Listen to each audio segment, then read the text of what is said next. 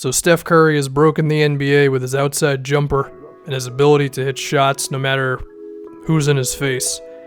And while he's probably not going to end up being that good, it seems like Trey Young can be in that ballpark of player. And he's step one in the Atlanta Hawks building themselves the Warriors 2.0 version. Next you look at Klay Thompson, who's very similar to Curry, and then he can hit almost any outside jumper you give to him. The fact that he's really tall helps him out. The Hawks' recent draft pick, Kevin Huerter, has a bit of Klay in him with his size and shooting abilities. Draymond has been the heart of these guys for a while because of his ability to defend all 5 positions, be really annoying, kick people where he's not supposed to kick people, and also have a lot of value offensively because of his passing, occasional outside shooting, and all that good stuff. And another pick from Atlanta this season, Amari Spellman, who is a 6'9" power forward who shows some signs of being a modern-day 4 in terms of his quickness and competitiveness, his team-first mentality, as well as his outside jumper. But it is going to take some time for him. But still, he does show a bit of Draymond-ness to his game at the power forward position. And then also, if we remember Harrison Barnes, we're not even going to look at Kevin Durant. We're going to look at the much more possible outcome of having a decent wing on your team. I think there are some Harrison Barnes things in Taurean Prince, and Prince may even end up being better than Barnes. You combine all these things, and I think the Atlanta Hawks have themselves an interesting movement where they're kind of the Warriors of the East. Now, whether they can actually get to that level, I don't know. We're going to start with the Trey Young versus Steph Curry comparison. I don't think Trey Young is going to be as good as Steph, because it's ridiculous to ask him to be the greatest shooter of all time, or I guess the second best one of all time. But that doesn't mean he can't reenact some of the things that Curry does in terms of the constant spacing and just fear that he gives a defense, right? To me, I picture Trey Young at his peak being kind of like Lou Williams was this season for the Clippers, where he was putting up over 20 a game pretty consistently, having some games where he'd hit like 4 to 6 or 7 threes, and being the real leader on offense, even if he's not a big-time playmaker, right?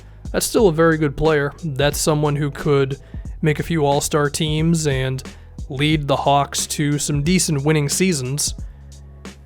And of course, he can also just be the guy who can just sometimes bail you out of a bad game, I guess. Like maybe you're not playing that well, but then Trey Young just makes 9 3-pointers, and 4 of them are threes that don't make any real sense, where they're contested and all that, but you still win the game anyway, right? So that is some Steph Curry. Now, one thing that I think is a little underrated about Trey Young is his playmaking. He could actually end up being a better passer than Curry is. Now, I don't think that would make him anywhere close to as valuable offensively because, but still, that's a nice little nugget, I guess, to include. If we move on to Kevin Huerter, at his absolute core, he's got Klay Thompson in him, right? 6'7". His release is not as good as Klay's. He holds the ball a little too far out away from his body, and it's also not as fast. But it does seem like Huerter is going to have the ability to make some tough shots as well. And with the combination of him and Trey Young, there's a chance that Atlanta can, be really tough to defend sometimes. Defensively, he has somewhat of a chance to be a quality guy on that end. I don't know if he's going to get to Klay's point because he's got to get a little bigger and he's got to improve his defensive instincts. But being 6'7" and moving relatively well means that you've got a chance, at least. And if he can be a solid defensive shooting guard, or I guess small forward, but probably a 2 guard, then that'll make Trey Young's day easier, and it'll give Atlanta more switch ability. And when we talk about some of the other guys on this team, Taurean Prince and then Spellman specifically, then you give yourselves a decent chance to just switch among a few positions. Huerter may end up being a better ball handler than Klay. In college, he already showed a pretty okay ability of attacking closeouts, and there are times when he's had to go into isolation plays, and he's actually been okay at it. He's got a good pull-up, and He seems to be okay enough at like angling his body to not get his shot blocked, and his handle isn't bad, so that's a potential thing. So, I mean, there's a chance that Atlanta could just have two of the better shooters in the NBA in their backcourt, and, you know, that's got some Warriors-ness to it, I guess.